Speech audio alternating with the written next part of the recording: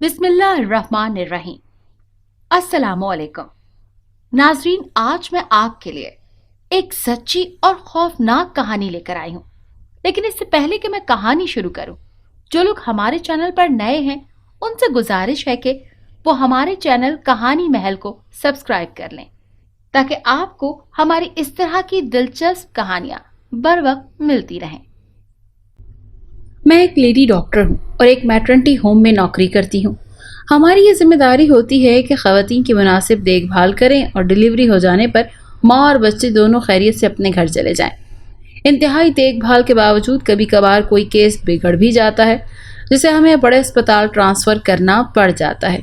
Case बिगड़ने में ज़्यादातर ख़वातीन का ही कसूर होता है कि वो डॉक्टर की हिदायत पर मुकम्मल अमल नहीं करती, दवाइयाँ पाबंदी से नहीं लेती, ग़िज़ा पर कुछ ख़ास तवज्जो न होने पर केस को बिगड़ना ही होता है। हम ख़वातीन को डराते भी हैं ताकि वो अपने ऊपर ध्यान दें और अच्छी ग़िज़ा से खून की कमी ना हो। उस रोज़ अस्पताल में कोई केस नहीं आया। मैं अपनी ड्यूटी पर थी। फारिग बैठने की वजह से वक्त था कि गुजरने का नाम ही नहीं ले रहा था। इसीलिए वक्त गुजारी के लिए मैं अपना पसंदीदा डाइजेस्ट पढ़ रही थी। गर्मी के दिन थे।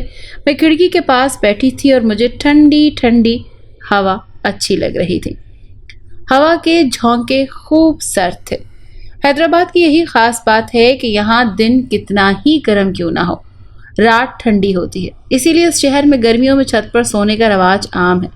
मैं दूसरी मंजिल पर थी, लेकिन खिड़की से सड़क का मंजर साफ दिखाई दे रहा था। सड़क पर सन्नाटे का राज था।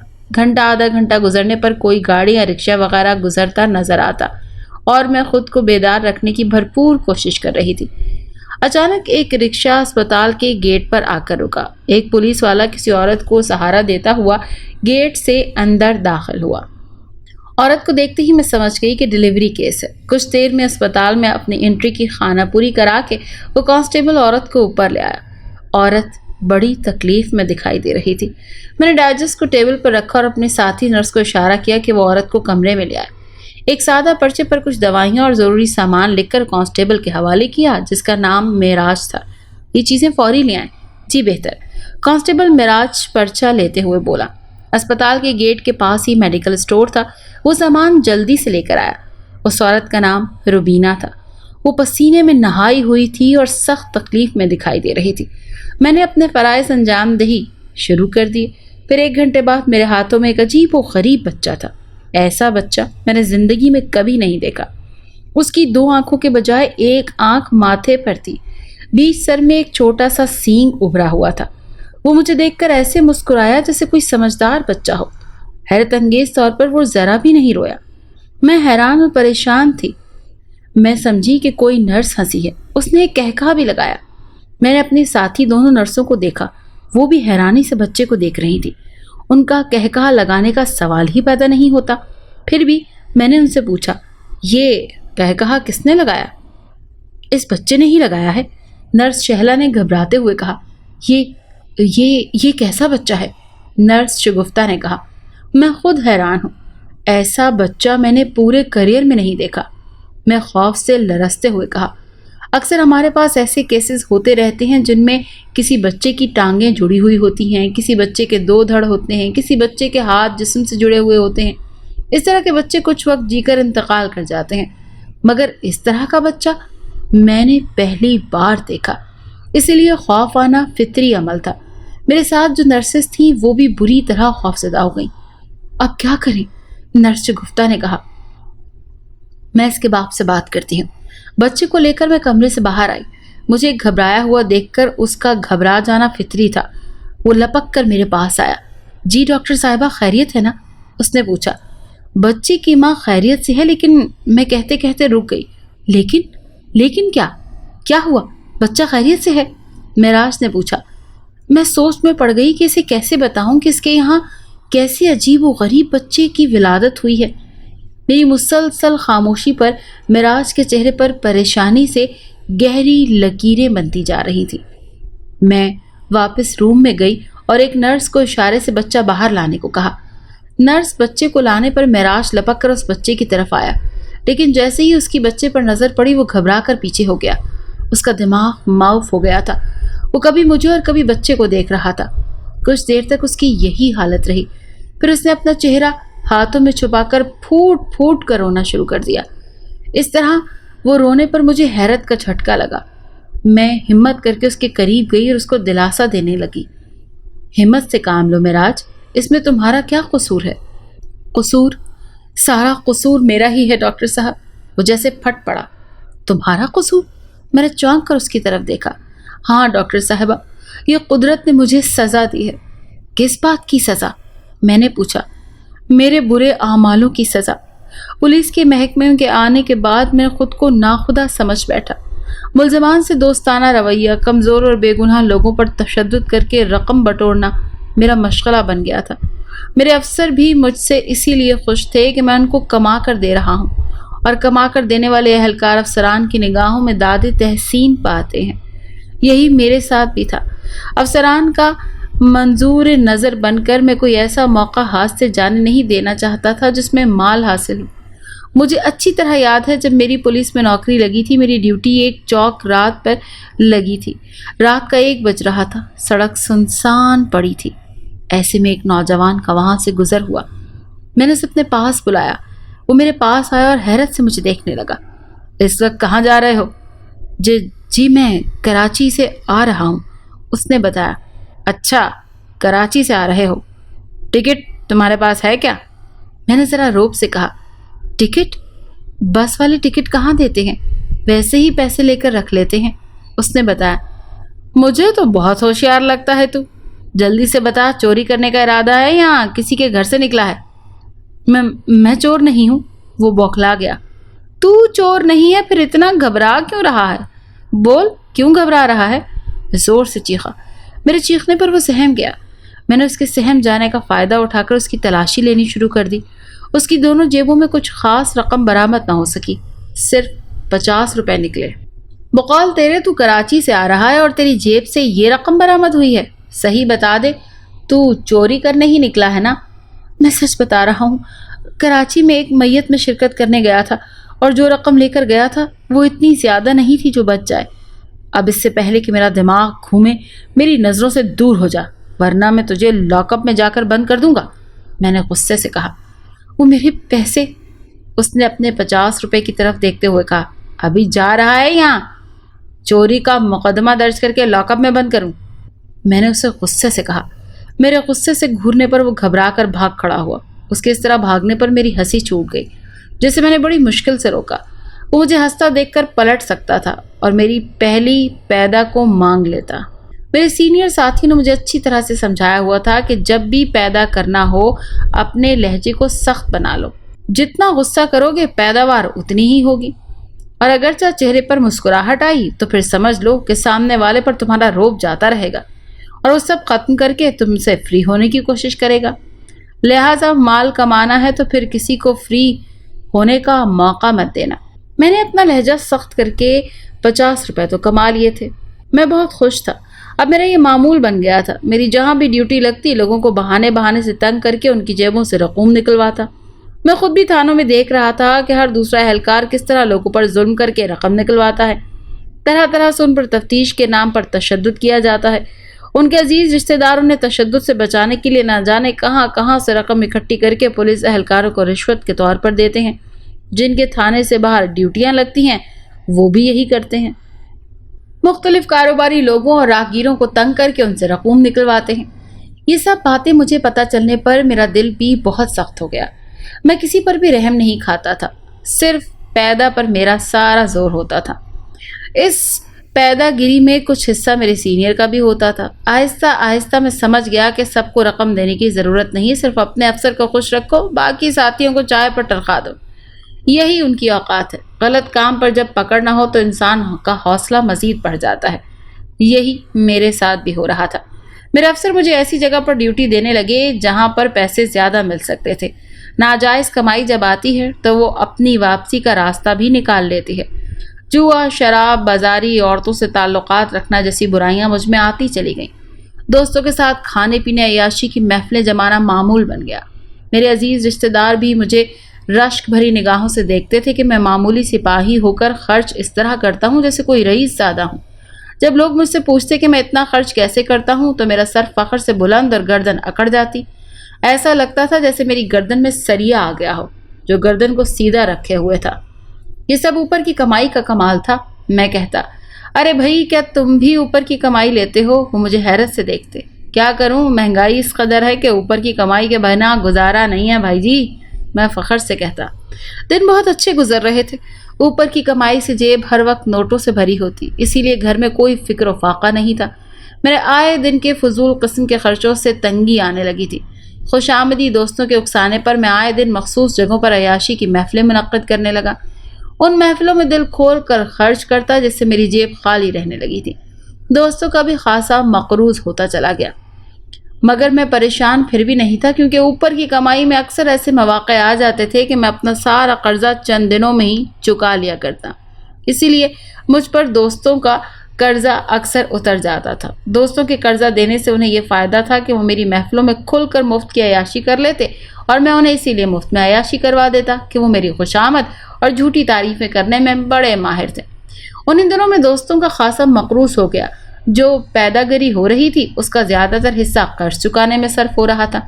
میرے افسر کو کمائی میں حصہ نہ ملنے پر وہ بھی مجھ سے روٹھا روٹھا سا رہنے لگا تھا۔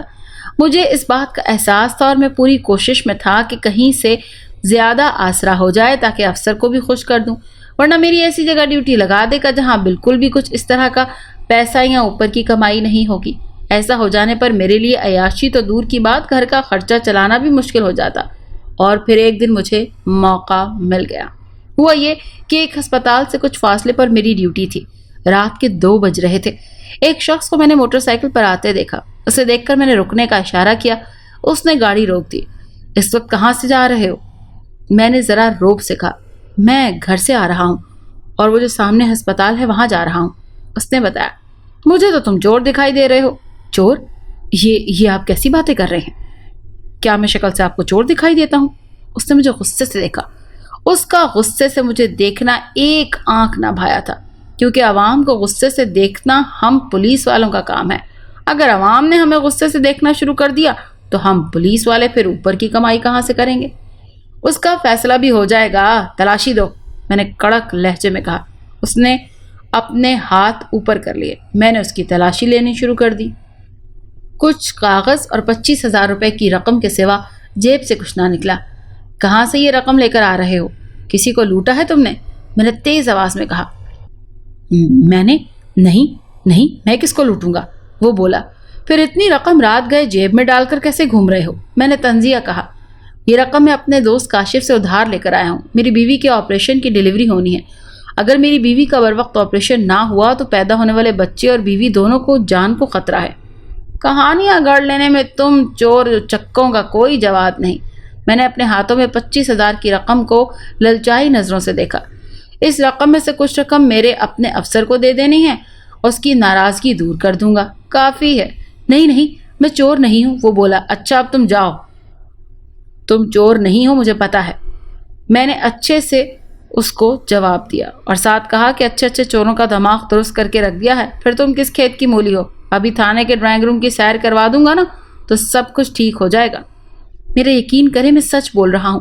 میری بیوی کی طبیعت بہت خراب ہے اور مجھے یہ رقم فوری طور پر اسپتال میں جمع کرانی ہے۔ وہ گڑ گڑایا۔ اچھا، اس کا مطلب ہے میں جھوٹ بول رہا ہوں؟ تم سچے ہو، تمہارا دماغ درست کیے بغیر گزارا نہیں ہے۔ میں نے فوراً ریوالور نکال کر اس پر تان لیا۔ یہ کیا کر رہے ہیں؟ وہ گھبرایا۔ تو مجھے جھوٹا ثابت کرنا چاہ رہا ہے نا؟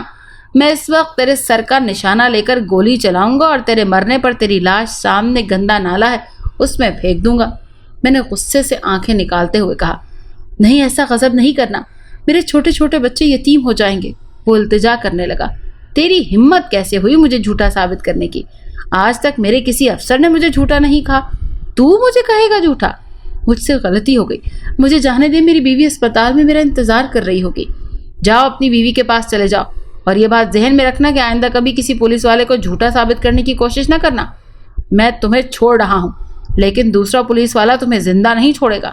میں نے ایسے کہا جیسے اس پر احسان کر رہا ہوں۔ جی وہ میرے پیسے، اتنی بدتمیزی کرنے پر پیسے لینے کی توقع رکھتا ہے؟ زندہ رہنے کے لیے چپ چاپ چلا جا اور پیسوں کو بھول جا۔ نہیں، ایسا ظلم نہ کرے، میں یہ بڑی مشکل سے پیسے لے کر آیا ہوں، کہیں اور سے اتنی جلدی پیسے ملنے کی امید نہیں ہے۔ वो मेरे पाँव में पड़ गया, गिड़गिड़ाने लगा। उसके गिड़गिड़ाने से मुझे ये समझने में आसानी हो गई थी कि वो असर रसूख वाला शख्स नहीं है, वरना वो मुझे धमकियां देने लगता या मेरी ऊपर शिकायत करके अपनी रकम वसूल कर लेता। इस पर मुझे बहुत तरस आ रहा था, लेकिन मैं मजबूर था। मुझे भी रकम की अशद ज़रूरत थी। मैं किसी भी तरह से ये हाथ आई रकम उसे लौटाना नहीं चाहता था। मैंने उसे अपने पाँव पर पड़ता देखकर उसे जोर से ठोकर मारी। वो पीछे की तरफ उलट गया। रिवॉल्वर का रुख मैंने फिर उसकी तरफ कर दिया। मैं अभी फायर खोलने ही वाला था। वो समझ गया कि मैं क्या करने का इरादा रखता हूँ, इसीलिए वो चिल्लाया, खुदा के लिए गोली न चलाना। नहीं, गोली चलानी पड़ेगी, तो इस तरह बाज नहीं आएगा, मैंने उसे गुस्से में कहा। मैं चला जाता अगर मेरी बीवी की जिंदगी का सवाल ना होता तो। वो जरूर बच जाएगी, और अगर उसकी जिंदगी नहीं हुई तो मर जाएगी, उसने अपनी आंखों से बहते आंसू साफ करते हुए कहा। अब आए ना अपनी औकात में, मौत के सामने अच्छे अच्छे लोग संभल जाते हैं, तू भी उन्हीं लोगों में से है, मैंने मुस्कुराते हुए कहा। मुझे उस वक्त दिल ही दिल में बड़ी खुशी हो रही थी, क्योंकि उसे मारने की एक्टिंग काम आ गई थी। मैंने सुना था रात में पुलिस वाले आवाम को लूट लेते हैं, मज़ाहमत करने पर गोली मारकर हलाक करने से दरेख नहीं करते।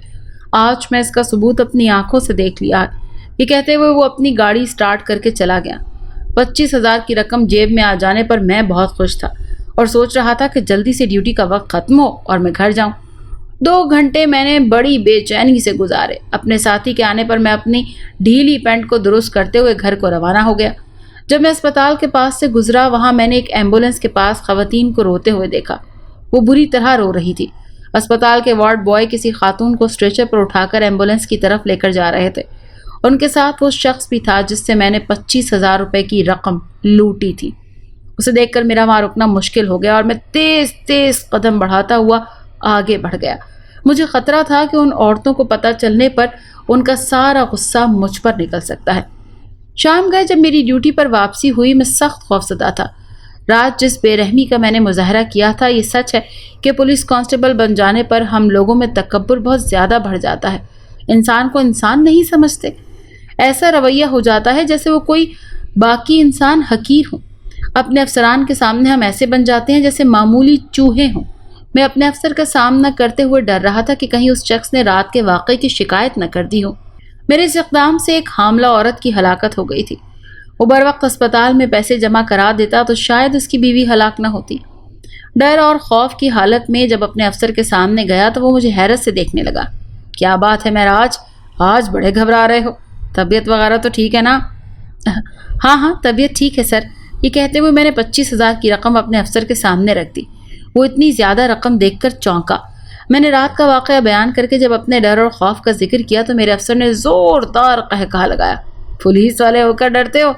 तुम कैसे पुलिस वाले हो? शेर बनो शेर। मैंने पहले कभी ऐसा नहीं किया था, इसीलिए डर रहा हूँ। मैंने कहा, मैं तुम्हारी ड्यूटी आज कहीं और लगा देता हूँ, और कुछ मामला हुआ भी तो मैं संभाल लूँगा। तुम्हें किसी भी किस्म की फ़िक्र करने की ज़रूरत नहीं है। अफसर ने 25,000 की रकम में से अपना हिस्सा निकाल कर जेब में रख लिया। मैं जब थाने से जाने लगा तो एक बार फिर अफसर ने मेरे कंधे पर जोर की थपकी दी। पुलिस वाले होकर डरने की ज़रूरत नहीं है। इस तरह के ना जाने कितने वाक़यात आए रोज़ होते रहते हैं, लेकिन कोई शिकायत करने इसलिए नहीं आता कि उन्हें पता होता है कि उनकी शिकायत का कोई अजाला नहीं होगा, बल्कि वो नए अजाब में मुब्तला हो जाएंगे। मेरे अफसर ने सच ही कहा था। वाकई वो शख्स मेरी शिकायत करने नहीं पहुंचा। उसने सब्र कर लिया था। उसके न आने पर मैं भी मुतमईन हो गया और अपनी कार्रवाइयों को ख़त्म करने के बजाय जारी रखा। 1 साल गुजरने पर मेरी बीवी के बच्चे की विलादत हुई। मैं बच्चे को देखकर डर गया। वो बच्चा हूबहू ऐसा ही था। चंद घंटे जीकर मर गया। मैंने इस बात का ज़्यादा नोटिस ना लिया। जब दूसरा और तीसरा बच्चा भी ऐसा हुआ तो मुझे ज़बरदस्त झटका लगा और मैंने उस शख्स की तलाशी करना शुरू कर दी, क्योंकि मुझे अब ये एहसास हो चला था कि उस शख्स ने मुझे बद्दुआ दी है जब भी मेरे घर ऐसे बच्चों की विलादत हो रही है। मैं उस शख्स से अपने किए की माफ़ी मांगना चाहता था। अस्पताल से उस शख्स का पता मुझे मिल गया और ये भी मालूमात मिली थी कि ऑपरेशन में ताख़ीर से ही उस शख्स जिसका नाम मुनव्वर अली है, उसकी बीवी का इंतकाल हुआ था। मैं उसके पते पर पहुंचा। वहाँ वो किराए के मकान में रहता था और अब वो बीवी के इंतकाल पर हो जाने पर किराए का मकान खाली कर गया था। कहाँ गया किसी को खबर ना थी। मैं उस शख्स से अपने किए की माफ़ी मांगना चाहता था। मैं उसका दिल दुखाया था। جس کی مجھے یہ سزا مل رہی تھی کہ میرے ایسے بچے پیدا ہو رہے ہیں چند گھنٹے جی کر مر جاتے ہیں. یہ بچہ بھی دیکھ لینا چند گھنٹے سے زیادہ جی نہ سکے گا. کاش کاش وہ شخص منور علی مل جاتا. میں اس کے پاؤں پڑ جاؤں گا. وہ جب تک مجھے معاف نہیں کرے گا میں اس کے پاؤں سے لپٹا رہوں گا. وہ چاہے مجھے کتنی ہی ٹھوکریں کیوں نہ مارے میں خوشی خوشی سہ لوں گا، لیکن جب تک وہ مجھے معاف نہیں کرے گا میں اس کے قدموں سے دور نہیں ہوں گا. یہ کہتے ہوئے وہ پھوٹ پھوٹ کر بچوں کی طرح رونے لگا. میری سمجھ میں خود نہیں آ رہا تھا کہ میں اسے تسلی دوں یا اسے احساس دلاؤں کہ تم بہت ظالم انسان ہو. نہ جانے کتنے اور ایسے لوگ ہوں گے جو اس کے ظلم کا شکار ہوئے ہوں گے جن کے بارے میں اسے پتہ بھی نہیں ہے. منور علی کے بارے میں ہی معراج کو معلوم ہے، اسی لیے اسے ڈھونڈ کر معافی مانگنا چاہتا ہے. کانسٹیبل معراج نے بالکل درست کہا تھا. وہ بچہ چند گھنٹے جی کر مر گیا تھا اور میں اس مردہ بچے کو دیکھتے ہوئے سوچ رہی تھی کہ نہ جانے کانسٹیبل معراج کی یہ سزا کب ختم ہوگی.